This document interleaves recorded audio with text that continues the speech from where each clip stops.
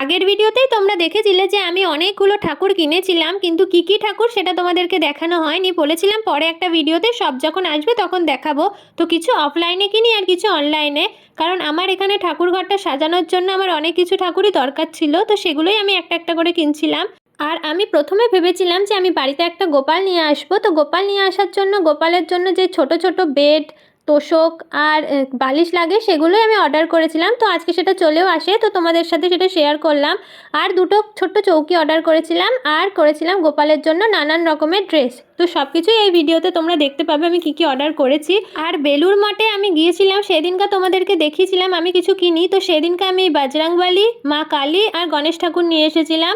তো তোমাদের যদি এখানে অফলাইনের প্রোডাক্টগুলো ছাড়া অনলাইনের যদি যে কোনো প্রোডাক্টের লিঙ্ক প্রয়োজন হয় অবশ্যই আমায় কমেন্ট করো, আমি তোমাদেরকে লিঙ্ক দিয়ে দেবো। আর আমার ঠাকুরঘরটা সাজিয়ে কেমন লাগলো সেটা অবশ্যই আমাকে কমেন্ট করে জানিও। So tata.